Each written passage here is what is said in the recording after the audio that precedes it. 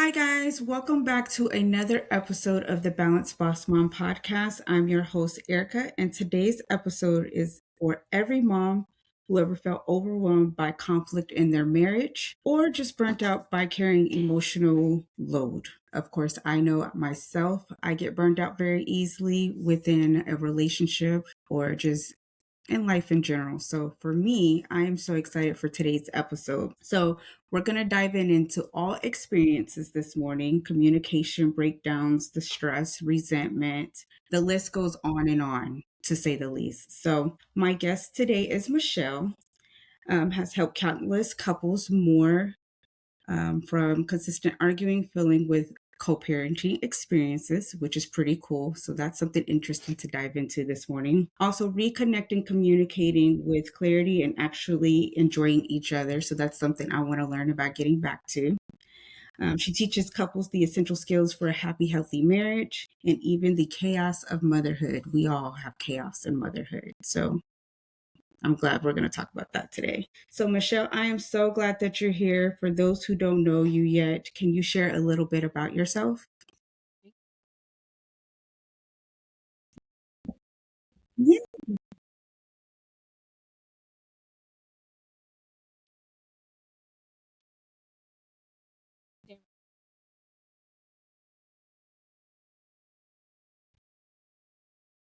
Ooh. Which is wild. And then I have a son who's 9 and a daughter who's a very fiery 5.5 years old, going on 15. They keep me busy, and I help couples. I help them learn how to communicate with each other, learn how to navigate conflict together so they can come out of it stronger as partners, as lovers, as friends, like all the things that you had in mind when you said I do, and you had this bright future ahead of you. And then came kids, and it was like a smack in the face where all of a sudden it seemed like you were, in la la land with each other, honeymooning, and now you have like all this responsibility, all this energy down the drain, no more time. And then you start seeing the relationship challenges really brought up to the surface because you guys have just no more patience because you're lacking sleep. And Mhm. that's what I'm wanting to help couples with, is to help them navigate being parents while still being happily married, and not being one of those couples who are like, oh yeah, we've been married for 30, 50 years. And then there's that joke where they say, well, how many of those years were you happily married? Well, I'm hoping that I can help couples to make that the majority of the time, Mhm. and that they really come to know that their future with each other is secure. It's not something they have to worry about. Because yeah, I've had couples come to me. I have one in particular that I'm thinking of right now. She came to work with me when she was already in her 60s. Oh, wow. Okay. Yeah, in late into her 60s, and she's like, we've been dealing with so many of the same things for the past decades, several decades. And I was like, this is incredible, because now I get to see, through them, this was several years ago, Mhm. but through them, what it would have been like if people don't do the work, right? If Mhm. they don't learn how to have these essential skills, which that is what marriage is, by the way. It's skills that you need to have that we often are not taught in school or by our parents unless they already had the skills, or unless you miraculously thought of like, oh, let me go read up on all these skills and prepare Mhm. myself for marriage. But most people don't do that. And so for them, it came out to harboring a lot of resentment towards each other and kind of just learning to coexist, Mhm. because now they have like adult age children and they don't have any buffers like you and I do, right? We're Right. in it. We are knee deep in it, in the day-to-day hustle. Mhm. And I want so much for couples out there, parents out there, to not go through that, to not end up having the kids move out and realize, wow, I don't even know how to talk to you. I don't know what to do with you. I'm not even sure how I feel about you. Like, obviously, I care about you and I have Right. love for you, but the flirting is gone, the fun is gone, Mm-hmm. even like a certain part of the friendship is gone. And so I really love to help couples keep that alive or restore it if they're at a point where they have a lot of resentment right now. I like that. And I love that you're doing that for many couples because I know there's different ranges from all different types of walk of life in reference to relationships. And so I want to talk about from struggling to the skills of communication with a couple or just in a relationship in its totality. Um, what are some moments where, let's say, a couple is trying to get back to that friendship, or they're trying to get back into that? Yeah, I think after you have kids, especially like your first one, right? You bring a Mhm. baby home and you're like, okay, all hands on deck. Focus is on the baby. The baby Mhm. literally can't survive without us. We're all so tired. Team no sleep. And so you start to shift the way you interact with each other. It's more of like, okay, who's going to do this? What time do we need to be where? And, can you handle this? I'll take this. It's kind of like teamwork on steroids, right? But what we have to remember that people often forget, and I was guilty of this too, right? Like, this is very normal. We have a Mhm. biological drive to be like, okay, let's take care of this deed. But what we forget about being a team is that there needs to be good morale. There needs to be a sort of like connection, right? If you think Mhm. about a team setting, my previous career was in HR. So, like, I often use corporate life or business life as examples. But if you think Mhm. about a high functioning team, whether it's a sports team or a team at work, a high functioning team is made up of people who feel some sort of connection with each other that could be built through team bonding, or maybe they Mhm. just get along with each other as friends really well, but also they have this deep level of respect for each other, right? They Okay. work off of each other's strengths, they manage each other's weaknesses, they kind of fill in for each other where one might not have that skill set, whether through training or maybe they decide someone else who's more suited for that responsibility or task is going to do that. And Mhm. there's a lot of check ins. There's plenty of communication so that there's no misunderstandings that could create different issues down the line. Mhm. And we often forget that we still need to do this once we have kids, right? Even if it feels like, but we don't have energy, but we don't have time. Well, Mhm. here's the thing. If you think about it, sure, on the surface level, it looks like you have no time because you're just doing so many things. But Mhm. the problem with being knee deep in diapers, in bottles, or nursing, or whatever it is that you are doing, you need to zoom out and be like, okay, well, what's the best system for us as a whole? Right? It's when we get too much in the nitty gritty, we lose Mhm. sight of what are we doing here? What's our intention for our family, for our marriage, right? But when you zoom out, you'll realize that whether you do all of these things that I mentioned before, right? The good communication, the staying connected, all of that, the deep respect, you're going to spend time on your relationship whether you like it or not. So you can have a choice here. You can either choose to not do that work and think about, okay, how do we set ourselves up for success, even if it feels like it's a lot of work? Right. Or you cannot do it. Wait, did I say that? Did I say not do it first? I think you said not do it. I think you said not Okay, do it let me first. start that over. Because I'm So very you have, interested in this. I really like this thank you. conversation. I'm like, oh gosh, I had a mom brain moment. Or perimenopause brain, whichever it is.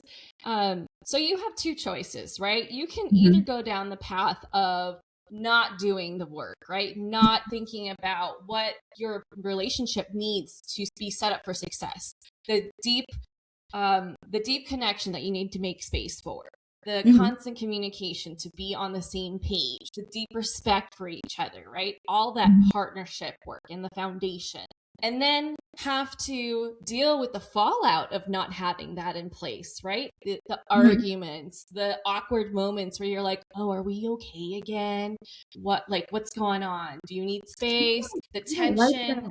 that awkwardness, the quietness, the stillness for me, I don't like that because it's like Yeah.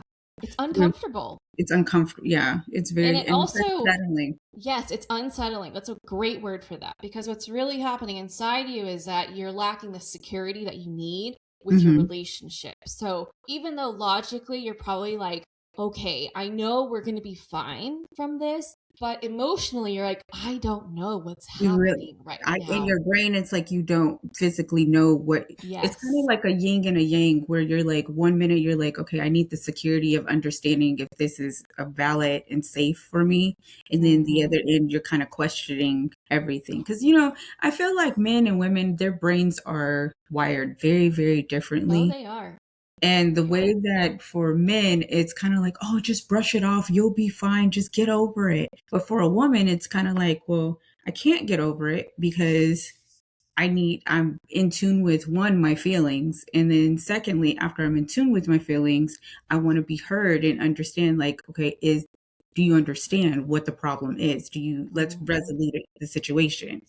So I Yes. like that we're talking about from struggling to skill communication, because communication is a big factor in a lot of, like you said, especially like in an HR setting, communication is very big, and it's especially in relationships. And I wonder, with some couples, is communication the number one thing that happens in relationships, where you're trying to express what you feel, but it doesn't come across the way that it should be. It's certainly the easiest to break down in a relationship, right? Because if you think Hmm. about it, how did we learn to communicate? We learned by trial and error, Hmm. right? And so, unless your parents or your caretakers were very compassionate and intentional about how they speak to you, Hmm. more likely than not, you have a background that's very similar to mine, very similar to my clients, where it was very reactive, right? Hmm. Everything is fine, and then someone gets triggered, and then things blow up. You get into an argument, maybe you start yelling, maybe you start getting passive aggressive or slamming cabinet doors. Like, you just have this excess of emotions driving your behavior. And Hmm. because we are not taught emotional intelligence, at least for our generations and older, right? We were Hmm. not taught emotional intelligence.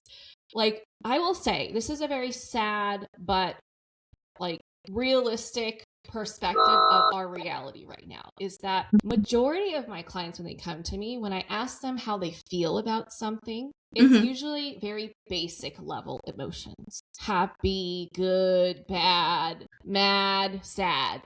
And if you're not familiar with the emotion wheel, you should check it out. Hmm. There are so many more specific emotions that you can express, that you Hmm. feel. And that will help your partner and yourself understand the situation a whole lot better than saying, I feel bad, or I feel mad, or I feel good, or I feel like Because happy. those I feel like, with, like you said, it's basic surface level. So like you have to use other words, and I'm doing that with my daughter right now. I'm trying to use, like, um, express yourself a little bit more. Where I'm like, okay, well, how do you feel? And I try to replace it with the word, or try to replace it with the word that she understands, and maybe in her language or her terms. So I see a little bit of myself with her, because I'm like, okay, I see a little bit, you're shutting down. It's okay. And I try to work on that with myself, where the shutting down happens and I'm like, I just don't want to have the conversation anymore. And I know that's a very unhealthy trait. Um, but I want to talk about, like a healthy, what does a healthy conflict look like? Or what are some Mm-hmm. green flags for a relationship versus bad flags for a relationship? Yeah. So, first, I want to go back to something you just mentioned. So, you said that you have a tendency to shut down, and you think it's very unhealthy. Hmm. I'm going to let you know that that's like the way we cope is not healthy or unhealthy. It is just what we learned growing up for what we need to do to survive.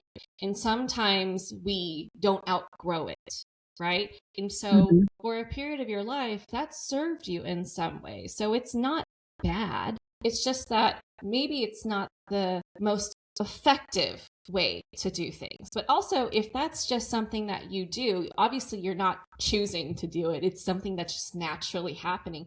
It's Yeah. important to know, okay, well, what's causing this and Mhm. what am I needing to move through it? So, not Okay. shaming yourself for doing that, because that adds another layer of difficulty for you to move through things. Because then it's like the situation, how you feel Mhm. about it, and then your own judgment of how you're dealing with it. That's exactly what I feel sometimes because it's like, oh, and I think this has happened a lot through my life. I'm very guarded with Mm-hmm. people. I'm Um, sure for good reason. very good reasons. And so now I'm kind of like, okay, being a mom and I'm trying not to be so guarded with my daughter. I want her to be able to be like, okay, I have a new friend and this friend is nice to me. But then I'm trying to teach her not all friends are not good. Some friends are just going to be mean. You're going through this. Right now, we're going through a confidence shift. And so, like, if I feel like I'm rubbing kind of off on her, I don't know. I'm really judgmental on myself sometimes. But I feel like I'm rubbing off on her where if there's something that I'm really struggling with, I'm like, okay, yeah, I'm not doing this today. I don't feel it. When I was pregnant with her, I did have like the postpartum depression coming into factor. And that bothered me a lot because I was like, what is this? Why is this happening? What is this shift? And so for a while, when I was going through the postpartum, you you want to express to your partner like, hey, I'm mentally going through these things, but when you're trying to verbally say it, it just doesn't come out right.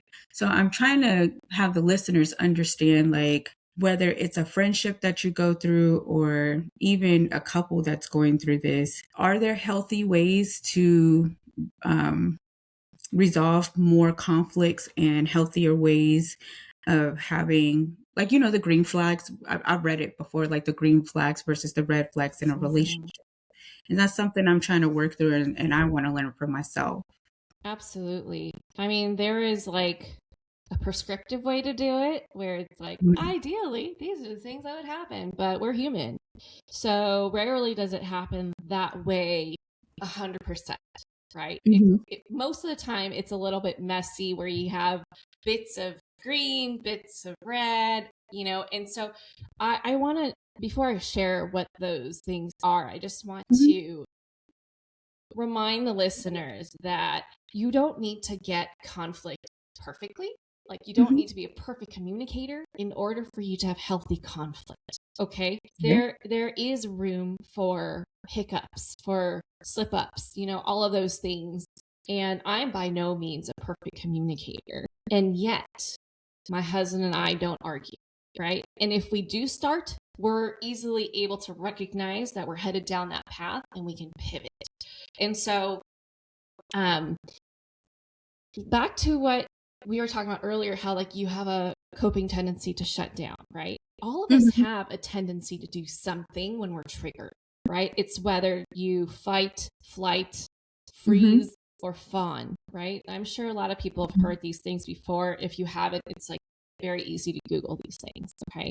And that's our survival mode kicking in. Our brain is like, something about this is dangerous Mhm. and we need to protect ourselves. And so, depending on how we thought we had to protect ourselves growing up, that part of us is going to come online and take over. And so, a lot of communication really is working on your own self awareness. So, I would say that's the first step, is getting to know yourself really, really well. Even the parts, especially the parts that maybe you're not so happy about, right? Like Mhm. how you had mentioned, I really don't like that I do this. I know it's unhealthy.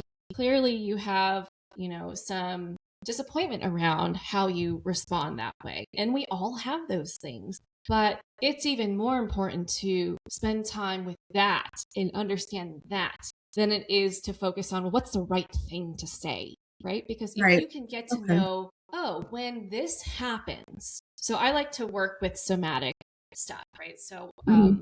my coaching, I definitely weave in different methods to support my clients, and somatics is a huge part of that. And that has to do with your body.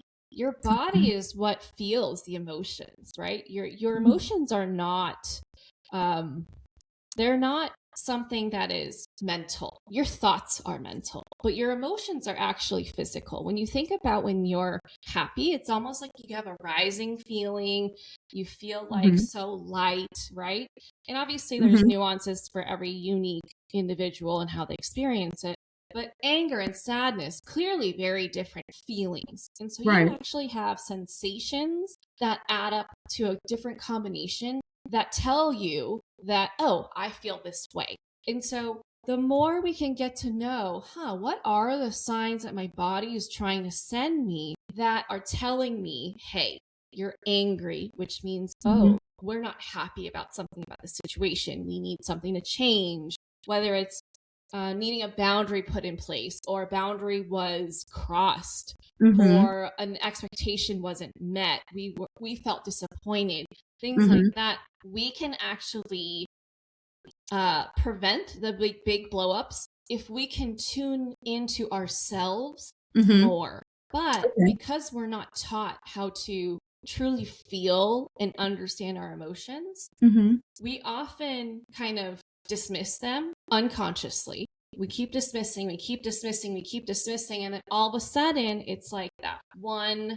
the last straw that broke the camel's back. And you're like blowing up in a fit of rage. And everybody's like, what the hell? Right. And, Mm-hmm. and then, of course, that triggers your partner to get upset and to set off his survival instincts of whatever he does. So let's say he gets defensive, or let's say he interrupts you, or let's say he brings up something that you did to make it seem like he isn't the only one in the wrong, right? So whatever Mm-hmm. his approach is, it's now in reaction to how you came at him, right? Mm-hmm. But if we can get to know ourselves so well, where we're like, oh, I'm getting the signs and I'm getting worked up, my jaw's tight, I'm starting to close my fists, or my body language is really closed off, I feel like my heart's racing with adrenaline pumping, I feel hot. Okay, I'm getting overwhelmed right now. I'm becoming dysregulated in my nervous system. Mm-hmm. Now is not the time to talk. Okay. And Okay. so I would say that is the number one thing to focus on. It is the most challenging thing to work on, but it is the most effective if you're thinking long term. I want my communication to evolve with nearly Mm-hmm. every conflict. That's the key. And that's what I work on with my clients. And so I want to go back to what you were saying about the fight and flight, Mm-hmm. because that's another thing I'm trying to work on. I tend to have that fight and flight mode a lot, and I'm Mm-hmm. very guarded and very, um, put a wall up. Like, Cautious. I'm cautious because, like, as soon as somebody does something wrong with me, I'm automatically like, I'm Mm-hmm. done. This is it. So you have trust Um, issues.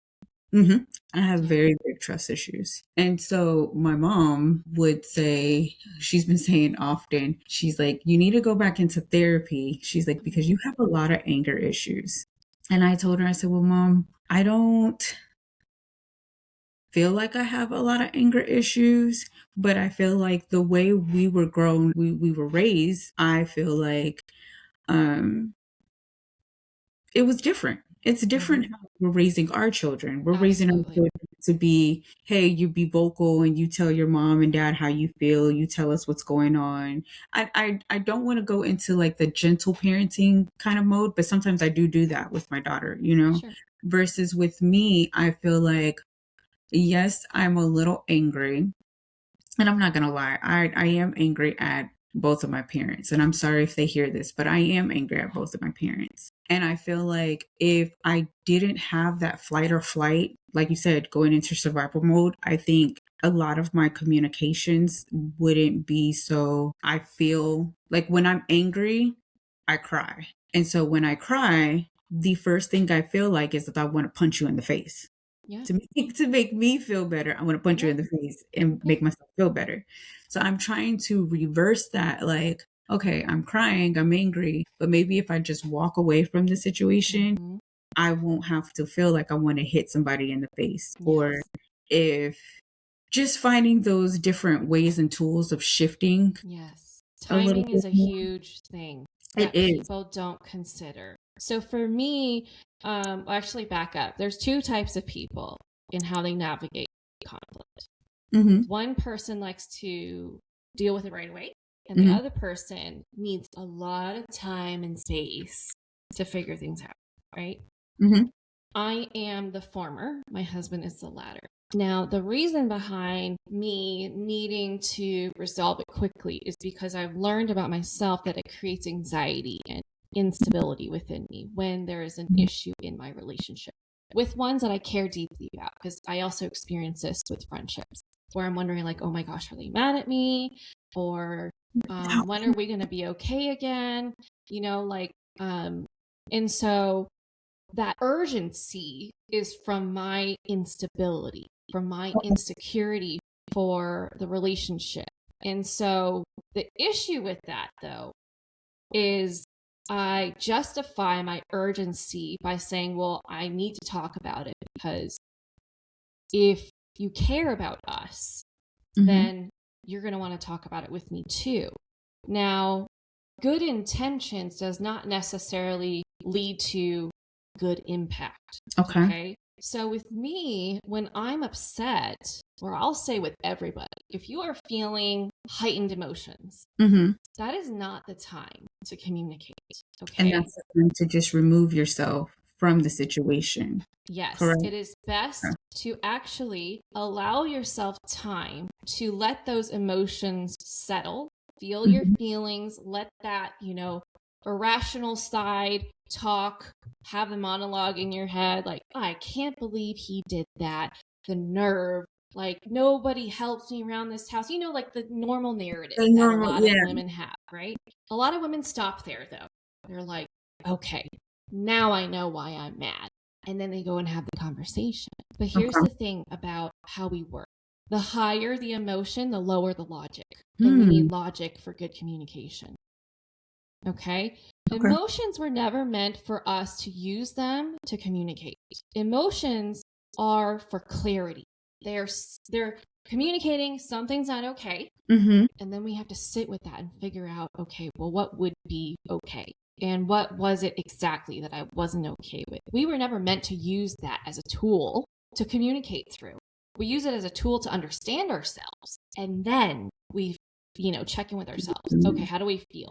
Do I still feel like I'm pretty heated? Not a good time to talk.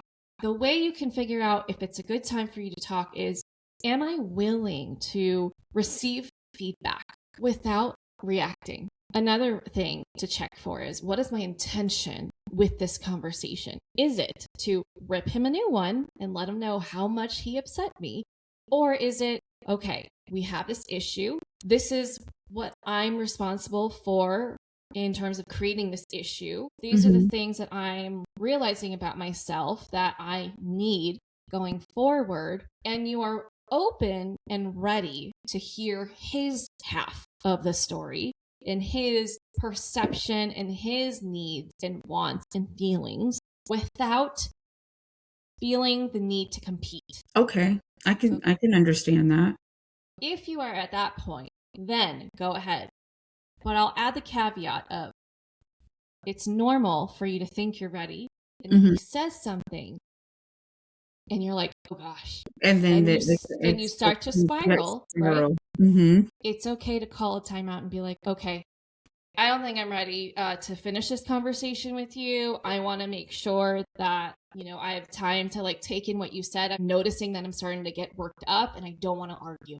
Can we revisit this at a later time? And should you do that with friendships? Because I think I'm going through, my friendships are getting smaller for me. Like, I'm getting a little better with now, where if I see my friends arguing or if I see a conflict brewing with my friendships, I'm now starting to say, hey, I don't want to be a part of this anymore. You need to talk to this person. You need to talk to this person. Figure it out. I don't want to be a Mm-hmm. part of this anymore. And I'm Mm-hmm. starting to see that now in my 30s. I'm 35, Mm. where I'm seeing like, I don't want that anymore in my life. Yeah. Like, I don't want the chaos anymore in my Yeah. life. I really want to be having um, solid friendships. And I love all my friends very Sure. dearly. If they hear this, I love you all. But I don't want to feel like where the chaos is brewing and I'm just like, I can't. You're getting pulled in. I'm getting pulled in. I'm like, I Yeah. don't want to deal with it anymore. So I know there's tools for that in reference to navigating how to have a better friendship without feeling like I don't want to do this today, or I don't, I'm at the point where I don't even want to answer my phone. Like Sure. it's gotten to that point. And before I used to be like, oh, you can call me at 2, 3 o'clock in the morning. Oh, I'll girl, be you're lacking boundaries. yeah, and I'm working on that's why I'm like now I'm like kind of like I used to Yeah. be like that where I'm like, girl, if you need me, call me and I'll be the one to answer. Yes. I'm the one to give my shirt on the back. I'm Yes. that type of friend. And it's gotten to the point where now I'm just like, is that being reciprocated to me in return? Mm-hmm. Mm-hmm. Or, like you said, the boundaries is like now where I'm just like, I don't even feel like answering my phone. Sometimes I'll Yes. have it to where and I love my friends dearly, they'll call me until I answer. Mm. And I'm like, I've had a really long day at work. I don't, I obviously on the phone all day at work. I Yeah. don't want to be on the phone right now. And it's kind of like with the boundaries, I feel like it hurts people's feelings. And then it's like, well, why you don't, you used to answer the phone at 2, 3 o'clock in the morning. Now you don't. Why you don't want to do that? And it's just like, I want to talk a little bit about friendships and how to create Yeah. better boundaries with that. Yeah. So it sounds like you have trained your friends to think that you operate a certain way. And now Mm-hmm. you're learning about yourself that that has not been healthy for you and you are ready to shed it, right? I really feel like in your 30s it's a period of time where you're assessing what's serving me and what's not serving me, and you get to go through that struggle of like, oh gosh, I don't think I can keep this up, right? And it sounds like you are like in that period right now. I'm in that period right Yeah. now. And it's scaring me because it's like I'm like I've never felt like this before. Yes. And it's an awakening, right? So you It is. can choose to keep moving as you do and exhaust yourself and save every last bit for everyone but you.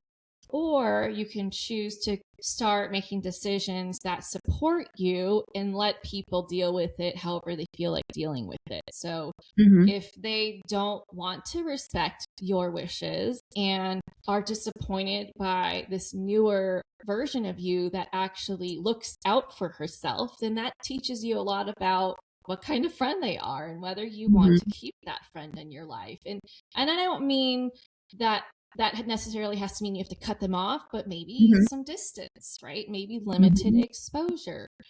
And I'm not saying the friends that aren't currently respecting your boundaries are not good people. This just Mhm. shows me that maybe they don't respect themselves very much, or that they don't value their own wishes, and they feel like no one's boundaries should be honored if they don't have boundaries, if that makes sense, right? Yeah, yeah, because it's like I said, I'm in this new space where I'm just like, I don't know if everything is irking me or everything is like I'm setting a boundary and I'm like, if you're not respecting the boundary, I'm cutting you off type thing. Mm-hmm, mm-hmm. Because I had a friend where we've been friends since high school and they did something really awful. And I'm the type of person I give you 3 strikes and you're out kind of thing. And I started learning very quickly, you can't do that. You can't keep giving try after try after try. And so I ended up didn't talk to them for about 2, 3 years.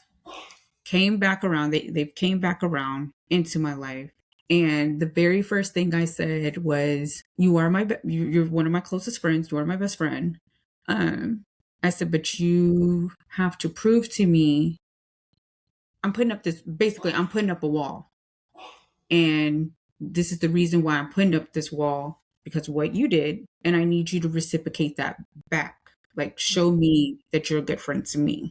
Mm.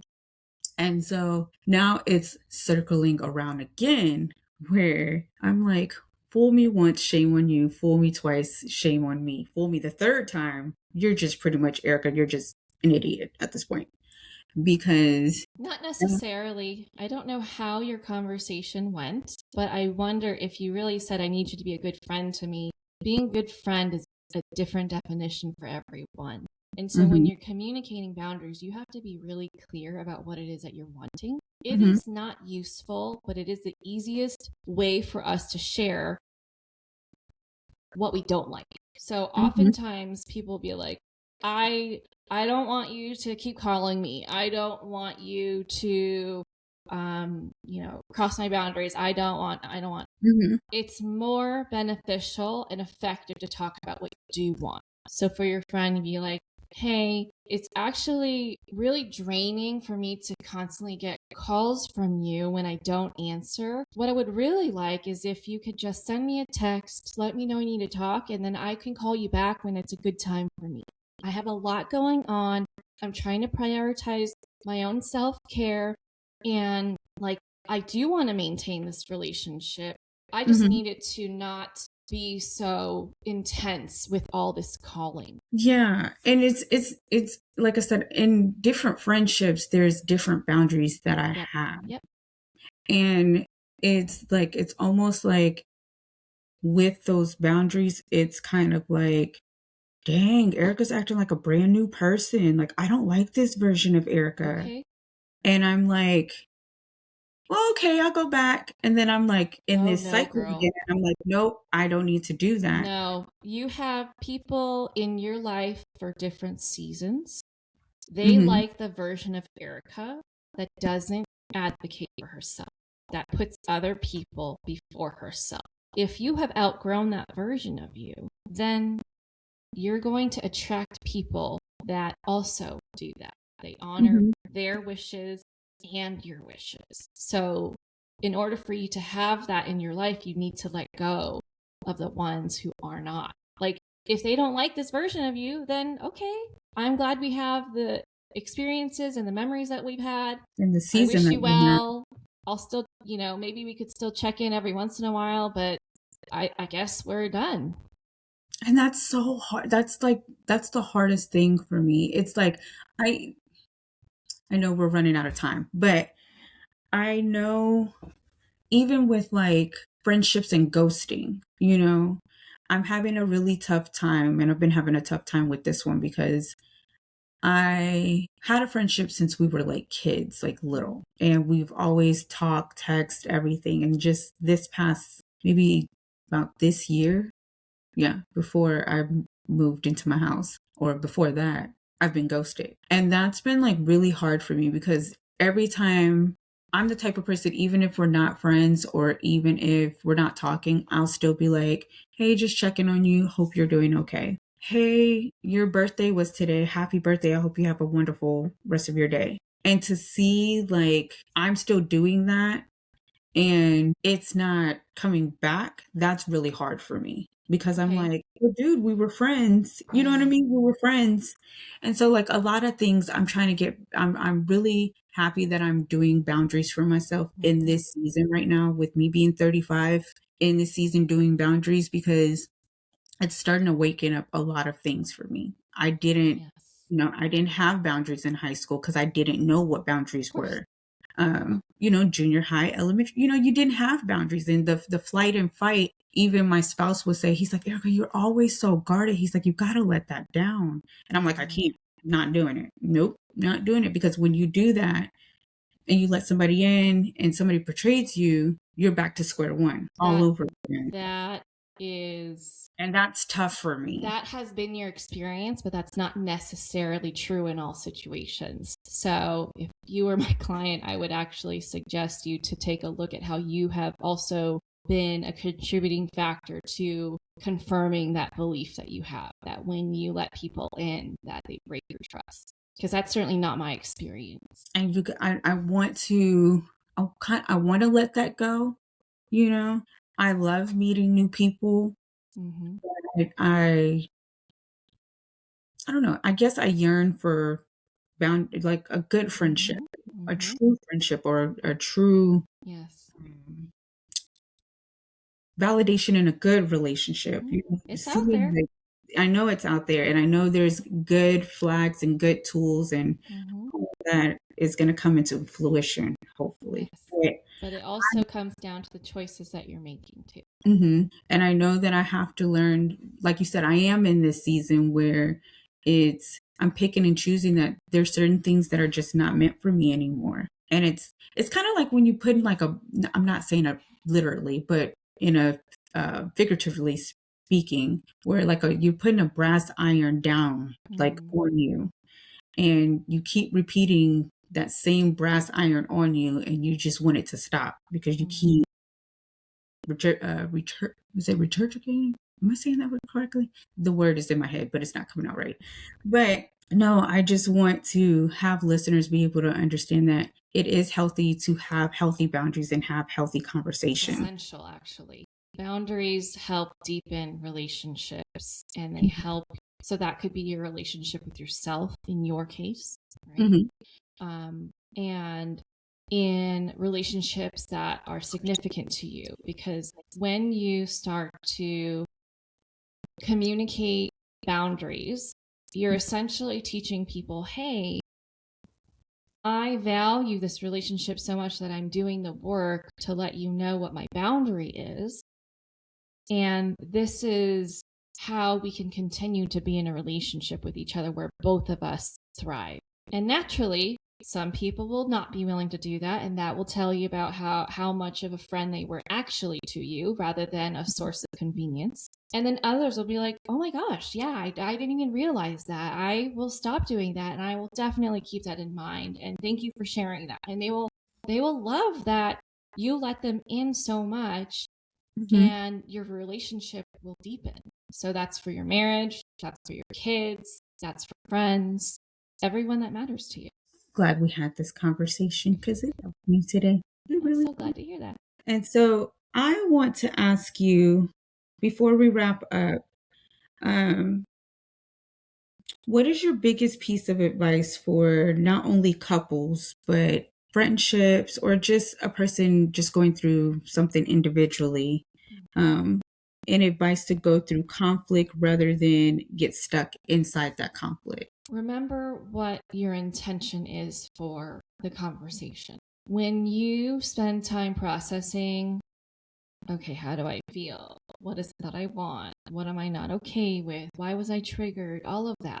You get to go into the conversation feeling more grounded. And instead of going to the conversation with your mind full of like heightened emotions and just so much ready to come out of you and attack the person you're talking to, you get to go in and be like, okay, I figured out my part.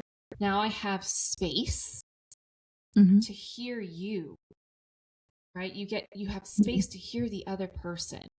People will not want to engage back with you in a conversation if they feel like you're just trying to prove your point or Mm-hmm. prove them wrong or make them look bad or make them apologize. But if you go into the conversation like, okay, let's talk through this.